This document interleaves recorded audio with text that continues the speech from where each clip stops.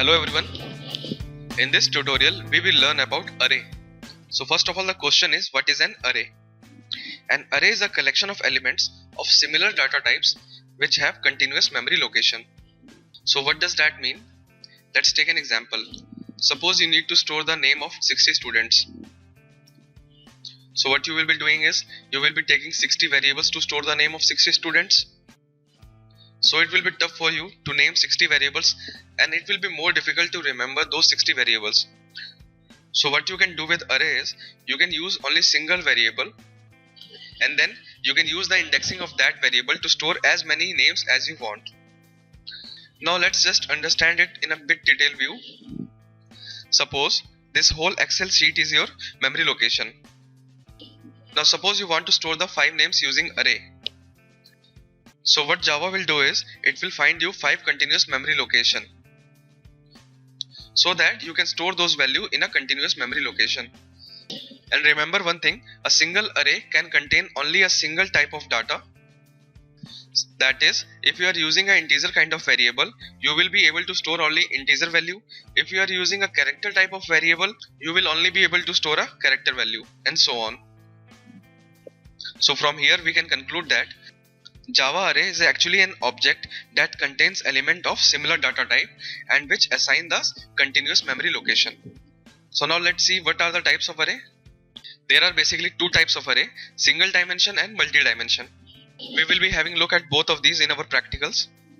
And afterwards we have advantages and disadvantages of array. The advantages are ease of access, code optimization, and disadvantage is size limit.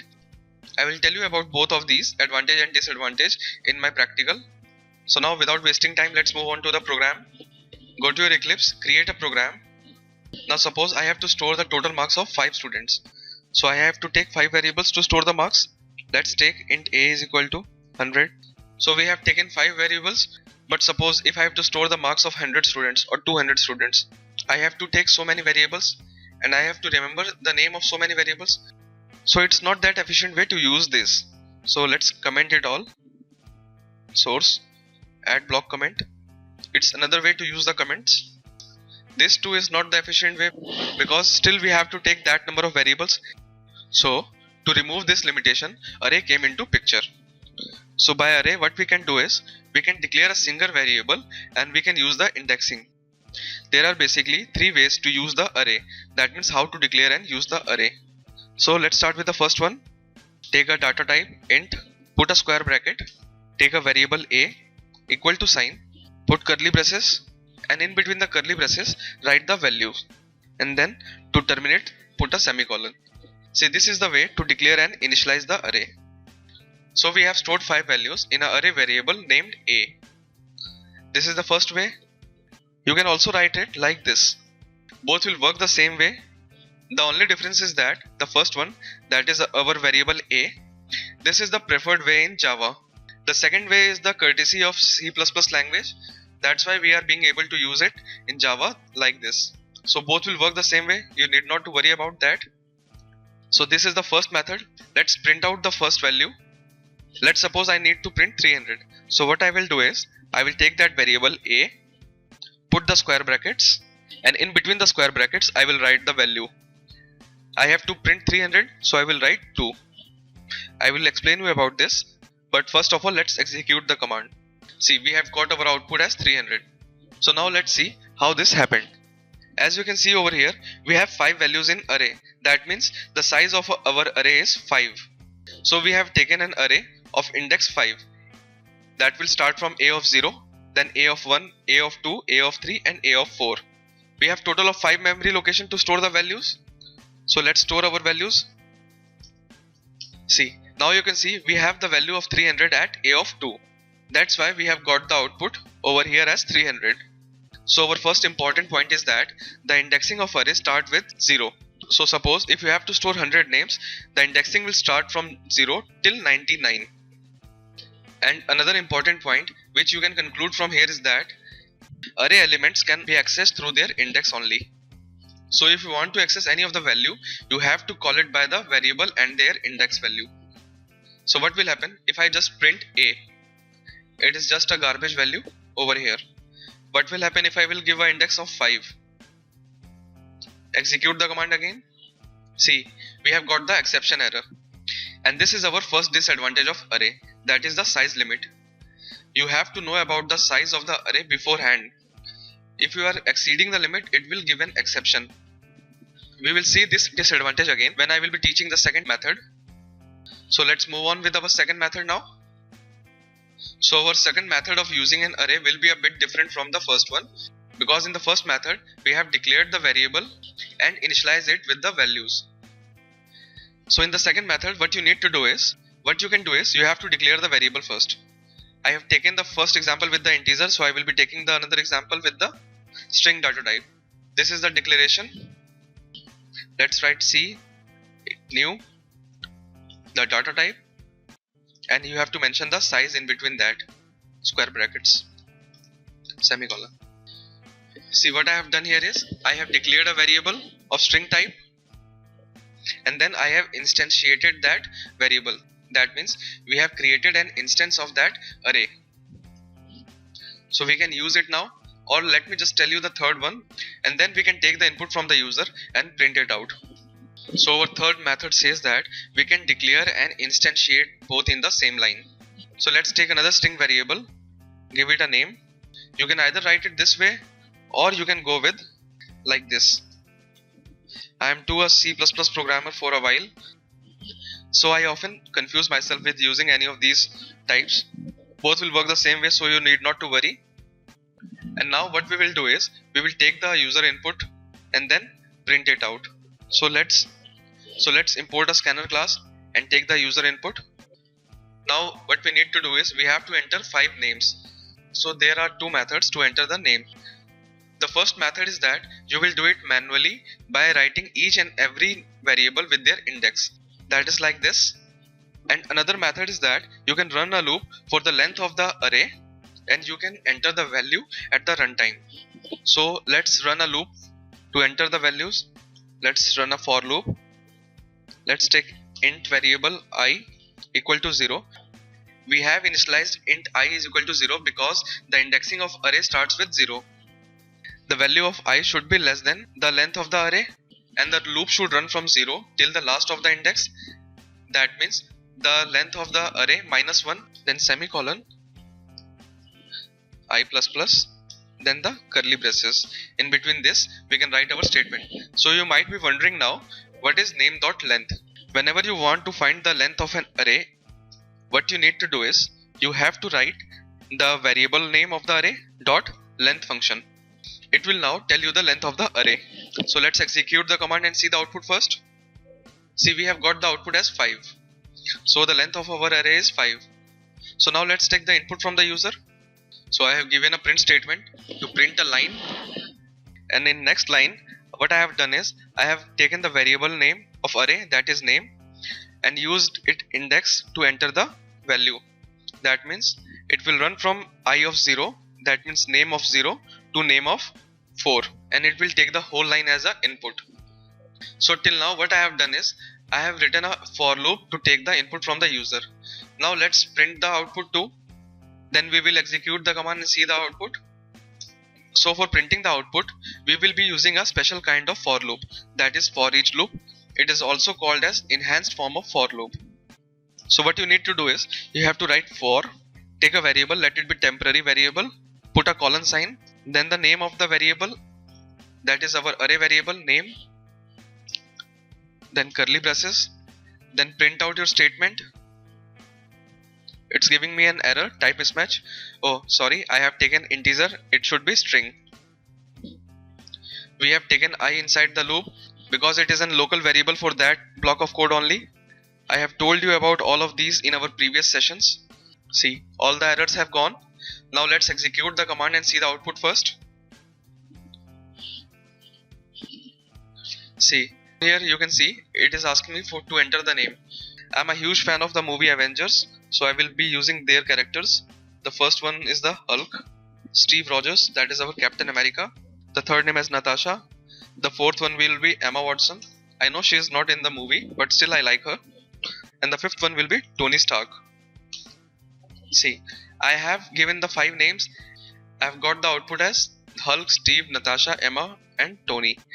And why we are getting 6 as output in each and every? Because while it was checking a condition over here, I has the value 5 when it exits the loop. So when it enters over here, it will get a value of 6 and it will keep on printing the value 6. So it's not a big issue. Initialize the value of I to 0 again, so that when it will enter this loop to print the statement, it will have a value of I equal to 0. Then assign I plus equal to 1, that is our unary operator, so that it will increase the value of I by 1 each time. Now let's execute the command again. Given the names, see, we have got the output as your name number 1, 2, 3, 4, 5. So this is how you can use your array. See, there is one more important point, that is, suppose you have declared an array, you have instantiated that array, but you have given only 2 values to that array. Value at 0 is 500 and value at third index is 200. So what will happen to the value at index 1, at index 2, at index 4? What will be the output? See, I have given both the statement to print the output, value at position 0, that is the value with an index 0, then value at position 2, that is value with the index 2. So what will be the output? See, for the position at 0, we have given the value as 500, so we are getting the value as 500. But for the second position, we have not mentioned any value, so we are getting a 0 value. That means if you are not giving any value to an index of array, if it is an integer type, it will give you an output of 0. Similarly, you can check it out for the string variable. You can see it right over here. We are getting null as a output. So the important point over here is that if you are not initializing your variable, that means if you are not giving any value to your variable, by default the integer will take a 0 as a value, and for string it will take as a null. So this will be all for the array. Now I have to tell you about the advantage and disadvantage of array. As you can see over here, we have used single variable to store 5 values with different indexing, but over here we have used 5 different variables. It has given me an ease of access to that memory location because it is having a continuous memory location also. The second one is the code optimization. If I have to store a large number of values, either it is name or amount or a phone number or anything, I don't have to go with the number of variables. I can do the same thing with the array. So this is how your code will be optimized, and it will give you an ease of access. The only major drawback of array is that it has a size limit. We can only store fixed size of elements in Java. That is, suppose if you have to store 100 names, you have to know it beforehand that you have to store 100 names so that you can create an array of 100 or more. If you have created an array of 99, then you can't store 100 names. You have limit your names to 99 only. So this is a major drawback of array. To solve this problem, collection framework is being used. So this will be all for this tutorial. In this tutorial, we will learn about the multi-dimension array. Multi-dimension array means you can go along with 2D array, 3D array up to n-dimension array. In this tutorial, we will learn about only 2D array. You can try it by yourself, the 3D array or the 4D array. Just to be clear, by increasing the number of dimension, you will increase the complexity of the program too. So use the dimension up to a point where your mind can handle the complexity. So now let's start with the practical of 2D array. So let's declare a variable first, int a semicolon, that is the declaration. Now we have to instantiate. So a equal to new int. So the first bracket is for the number of rows. So let us enter 2 rows. And the second bracket is for the number of columns. So let's enter 3 columns. So this is the first method to declare an array and to instantiate an array. You can enter the value like this.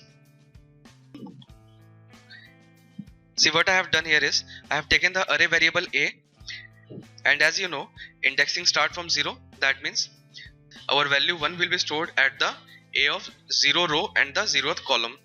So let's check it out. As you can see in the diagram, I have taken 4 rows and 3 columns. It is a bit different from this one because here we have taken 2 rows and 3 columns. So let's enter the value of the 2 rows and 3 columns. That means the first row is this one. So we will enter 1, 2, 3. And in the second row we will enter 4, 5 and 6. So the value at a of first row and the second column is 6. Let's check it out. See, the value of A at first row and second column is 6. So this is how you can enter the values, or you can take input from the user at the runtime. Let's check out the another method, and then I will tell you how to print the statement using a for loop. In the second method, you can see we have declared and initialized the array variable b. This too is same as the one dimension array, but the only difference is that in one dimension array we were writing it in a single bracket curly braces, but in this you can see we have created two separate curly braces. So the first one will be stored in the first row with 3 columns, and the second one will be stored in the second row with the 3 columns. If you put another bracket like this, then this value will be stored in a third row. So it's up to you for how long you wanna go, but the only difference between the first and second method is that you have to mention the size over here. But in this you don't have to mention the size, you just have to enter the values and the size will be allocated automatically. So now let's check it out in our Excel sheet that how this value will be stored. See, now in the first row the value will be like 100, 200, 300. In the second row the value will be like 400, 500, 600, and in the third row the value will be like 700, 800 and 900. So now let's print out the statement and see if we are getting the right output or not. See, to print the output, what I have done is I have taken two for loops, that is nesting of for loop. The first one will run from I equal to 0, that is the starting of the index, till I is less than b dot length. That means it will run for the length of the array minus 1, then I plus plus. Then in the second loop, what I have done is I have taken another variable j. It will run for every column. The condition for j is less than b of 0 dot length. That means by the use of this you will get the number of columns. So remember, b dot length or any variable of array dot length will tell you the number of rows, and b of 0 dot length will tell you the number of columns. And then I have given a print statement to print the value of I and j. So first of all, let's execute the command and see the output first. See, we have got the output as 100, 200, 300. That was our first row over here. Similarly, you can see the 400, 500, 600 over here. I have shown you the same in my Excel sheet. See over here, we have got the same output. So now let's perform an addition of two matrices. And by matrix, I mean the one which you study in the maths, not the movie. So let's add two matrix, and then you will get a more clear picture of the 2D array. Let's take another variable of array, int c. Now see, I have taken another variable of array c, and I have given a values. So what I need to do is I have to perform an addition. So I will just write c of I and j, and then an addition sign for the concatenation. Just put it in the brackets so that it will add up first, and that will be all. Execute the command now. As you can see, we have got the desired output. So see how easy it was to add the matrix. Similarly, you can go with the multiplication of matrix. That will be a bit complex, but as you have learned the addition of matrix, if you find any doubt, you can ask me in the comment section. If you know how to multiply a matrix, then it will be the same program with a little bit of modification in the elements of print statement. So that will be all for the two-dimension array. In this tutorial, we will learn about the strings. So let's see the first basic question, that is, what is string? In Java, strings are basically an object that represents sequence of characters. And you have to remember one thing, unlike other data types, that is int, boolean, character, string here is a class. I have told you this earlier also, but remember, string is a class. So now let's move on to our program and give some meaning to this definition. So first of all, let's see the syntax of how to write a string or how to call a string. So this is the first method, string, the string variable name. Then you have to assign a value to that. We assign the value in the double quotes. So we will be writing everything in the double quotes. So what does literal means? Literal means the representation of your data. It just means the representation. Either it is integer value or string or boolean or character. Literal just means the synaptic representation of your data. So this is the first method. Let's check the second method. Our definition says that string is basically an object that represents the sequence of character. So we have taken a character array ch and have given some value. JOHN. All the four are the characters, and as you know, character has to be written in the single quotes. So we have written the character array. Now let's create a new instance of a string class and assign this value to that instance. See, we have created an instance of string class name2, and we have assigned the value of character array to that string. Now let's print out the statement. Let's execute the command and see the output first. See, we have got the output as John. Whatever value we have passed in this character array, and then that value has been passed to that string array, we have got the same as the output in the console window, that is John. So this is the second method. Our third method is we have to create an instance of a string, then assign the value in between the brackets. You can check it out by printing the statement. Let's execute the command. We have got second output as the John. All are in capital, and we have passed the same in the capital letters over here. So these are the three methods by which you can use strings. So now let's have a look at the various string class methods which will be beneficial for you while you are creating a program or using strings. And afterwards I will tell you few of the important points about strings. So let's check out the various function first. See, our very first string method is the concatenation method. That is to add two string variables. Suppose your name is John Matthews. So if I pass first value as John and the second value as Matthews, and then if I concatenate both of them, then I will get a result of John Matthews. So here what we have done is, as always, we have taken a string variable s and have assigned a value learn to it. And in the second statement, what I have done is I have given a command to print a line, and then in between that I have concatenated the value Java with our string variable, that is s. So let's execute the command and see the output first. See, our output is learn Java. This is how you can perform the concatenation. There is another method.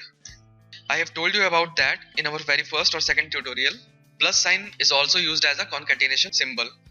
So let's execute the command and see the output again. See, again we have got the output as learn Java. But there is a difference between how to use concatenation. Now suppose I have uses the concatenation as this. Now tell me what will be the output. Will it be learn, or will it be learn Java, or something different, an error or something? Let's execute the command first and see the output. See, we have got the output as learn. Java is not concatenated with the learn, that is our string variable. Why we are getting different output for the same thing? We have got the desired output while we were using this in the print statement, but we are not getting the same output while we are using it separately. Because there is an important reason behind this, and that is string objects are immutable. Immutable means which cannot be changed. So to explain this, let me take another string variable.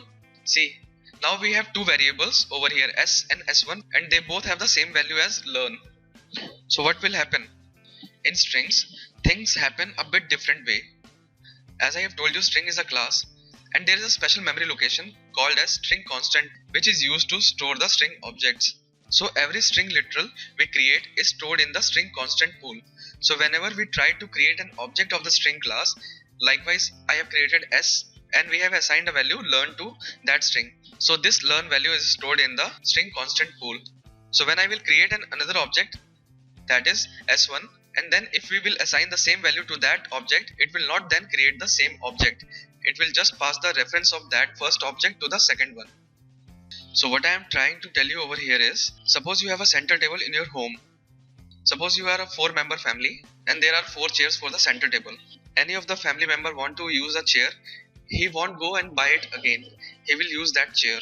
Similarly, string has created an object s with the literal learn. So learn is now stored in that pool. So when we will create another object s1 and assign the same literal to that object, it will not create that object. It will just pass the reference of first object to the s1. The value of s was learn. So when we concatenate it with the Java, it will not change the value of s, that is learn, because string objects are immutable, that is it cannot be changed. So we have to change the value of string explicitly. By doing this, you will get the desired output. Now let's execute the command. See, now you have got the output as learn Java. So what I have done is I have explicitly assigned the value to that variable s. So this is the most important thing to know in string, that strings are immutable. I will tell you more about this when we will discuss another methods. So let's move on to our another method, that is equals. So I have taken two variables again. Now let's print the statement. See, I have written s2, our first string object, dot equals function, and then I have compared the value to the second object, that is s3. So it will give you the result as true or false. So according to you, what will be the output? Will it be true or false? Well, according to me, it should be false. See, we have got the output as false. So you might be wondering now why we are getting false as output when we have assigned the same values to both of the variables, because both of the values are in different cases. So the value of the Unicode will be different for both of them. So if I change the value of this DJ to capital DJ and execute the command again, it will give me the output as true. So this is how your equals function work. You can either write it this way or you can either write it this way also. Both will work the same way. Execute the command. See, we have again got the output as true. So this is the another way to compare the values. S2, your equal to sign, then S3. Execute the command, you will again get the output as true. But there is a potential difference between using the equals function and the equal to sign. Well, I have told you about this in detail in the if else tutorial, but I will still give you a brief about this over here. What equals function do is, it refers to the value, exact value, that is authentication of the value. But in equal to sign, it will check for the references. So you will get the same out if both the literals are referring to the same variable. It will not compare the values, it just compare the references. Now I am giving you the task to check the same thing when you will take the input from the user at runtime. Then use the equal to operator and check for the output. So that's the main difference between the equal to sign and the equals method. Our another method is compare to. Our compare to method is used for the sorting. It returns the integer value only. So suppose I will again change the value of DJ to be small dj, and let's print the value as s2 dot compare to, let's give s3, and let's execute the command. See, we have got the output as -32. So as I have told you, both the values are in different cases, so the Unicode value of both the values will be different. That's why we are getting a negative output. So these are the few basic methods. So let's move on and see a few other important methods. So see, these are the few basic methods which are mostly used in the string. I have taken a string name as Natasha. Don't bother about the name. I have taken this from the movie only. Our very first method says that convert the string to lowercase. So what you have to do is, you have to call the string object, that is name dot to lowercase. It will convert the whole string into lowercase. Similarly, you can do it for the uppercase. Then there is a trim method. It will eliminate the white spaces before and after the string. The fourth one is the length. It will tell you the length of the string. And remember, while you are using the length method, it will include the spaces, because spaces are also considered as the literals. The fifth one says that it will return a character at a specified index. So I have given the command to get the character at the fourth index. So let's execute the command and see the result first. Then I will tell you the last one. See, all are in the lowercase Natasha. Then all are in the caps lock Natasha. Spaces trimmed. As you can see, we have spaces over here, but there is no space over here and over here. The length is 9. You can count it over here. We have the alphabets as 7 and 2 spaces. And the last one is return specified index value as A. That means if you count the output over here, 1, 2, 3, 4, you will get A as output. So these are the basic function. Our last important function is the string replacement. So I have given a string that says learning C# is always fun. Go C#. Oops, I am teaching you Java, so I should not write C# over here. So let's replace it with the Java. See, I have taken another string and have passed a function that string.replace. In between that, the first value that has to be replaced, C#, it is in double quotes because it is a string value. Then the value with which it has to be replaced, that is Java, and then you can print the output. So let's execute the command and see the output first. See, in the very last line you can see, learning Java is always fun, go Java. So that will be all about the strings. You can have a look at these methods. So these are the basic few methods that will be useful for you. I will not stopping by over here. Just pause the video if you want to have a look at the methods. Now I will tell you about another important class of string. So the another important class of string is the string buffer class and string builder class. The basic difference between the string class and string buffer and string builder class is that string class is immutable, that is, the values can't be changed. But in string buffer class and the string builder class, it can be done. That's the only main difference between both of these classes. I will just take the single example to tell you the difference. Let's create an object of the string buffer class. See, we have created an object. Let's pass the value over here only. Let's append the value to the object. Object dot append is a function to attach the string value. So you can either write it like this and you can print the statement. I have to print the object, so I will be printing the object. So this will be all. Let's execute the command. See, we have got the output as learn Java. So this is the basic difference between the string buffer and string class. That is, we can modify the value of that variable.